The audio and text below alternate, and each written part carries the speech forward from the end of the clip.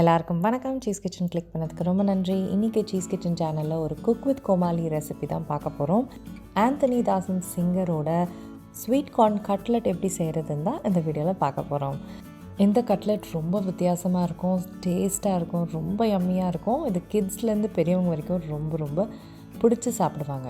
இதை எப்படி செஞ்சேன்னு பார்க்குறதுக்கு முன்னாடி மறக்காமல் சீஸ் கிச்சனுக்கு சப்ஸ்கிரைப் பண்ணுங்கள், லைக் பண்ணுங்கள், உங்கள் நண்பர்களுக்கும் இந்த வீடியோ ஷேர் பண்ணி விடுங்க. இப்போ வாங்க வீடியோக்குள்ளே போகலாம்.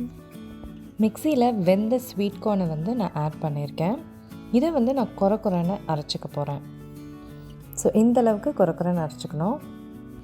ஸோ இந்த மாதிரி ஆட் பண்ணும்போது கட்லெட் ஒன்றுமே சுவையாக இருக்கும். இப்போது அரைச்சதை ஒரு பவுலில் சேர்த்துக்கிறேன்.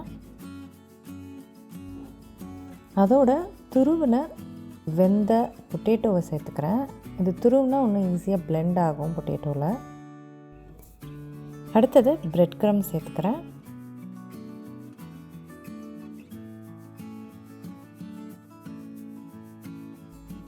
அடுத்தது சில்லி ஃப்ளேக்ஸ் சேர்க்குறேன்.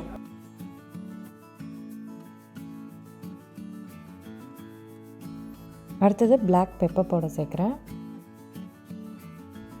அடுத்தது கரம் மசாலா சேர்க்குறேன். அடுத்தது சாட் மசாலா சேர்க்குறேன். இது ரொம்ப மஸ்ட்டுங்க, செம்ம டேஸ்ட் கொடுக்கும். அடுத்தது சில்லி பவுடர் சேர்க்குறேன். அடுத்தது உப்பு. அடுத்தது துருவின வெங்காயம் சேர்க்குறேன். அப்புறம் கொத்தமல்லி நிறைய சேர்த்துக்கோங்க.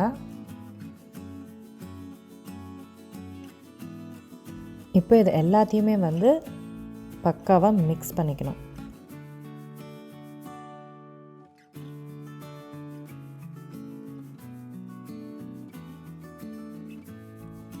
இப்போ இதில் அரிசி மாவு சேர்க்குறேன்.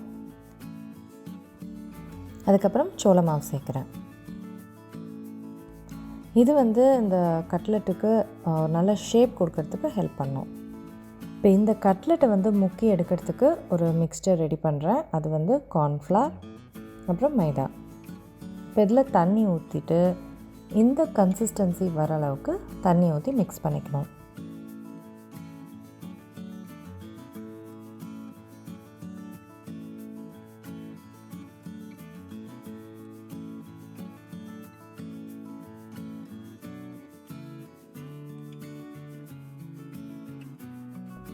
இப்போது பிரெட் க்ரம்ஸை ஒரு பிளேட்டில் வச்சுருக்கேன்.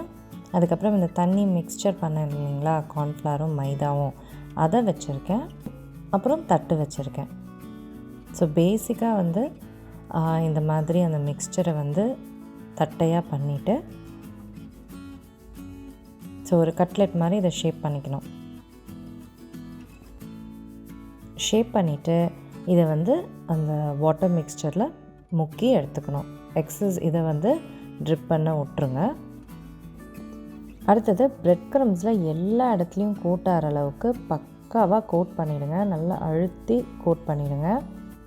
ஸோ கோட் பண்ணிவிட்டு அதை எக்ஸ்ட்ராவை அப்படியே உதிரி விட்டுட்டு தட்டில் வச்சுருங்க. ஸோ இந்த மாதிரி தான் நான் என்டையர் மிக்ஸ்சருக்கும் பண்ண போகிறேன்.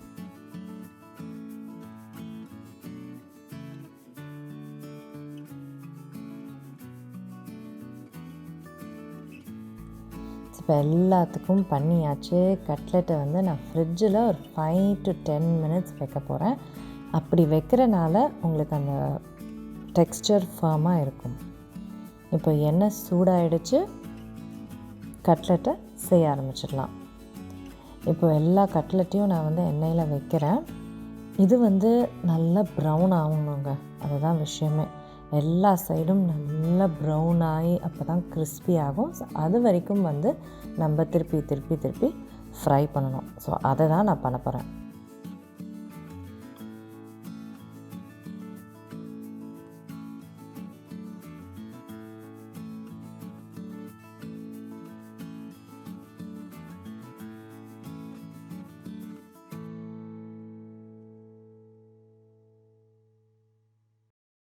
ஸோ அவ்வளோதாங்க, corn cutlet, cook with Comali famous corn cutlet ready ஆகிடுச்சு. செம்ம டெலிஷியஸாக இருக்கும். ஒரு டிஃப்ரெண்ட் கட்லெட் இது.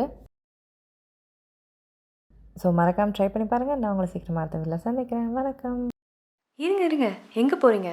இந்த 2 வீடியோஸும் கண்டிப்பாக உங்களுக்கு பிடிக்கும். கிளிக் பண்ணி பாருங்கள்.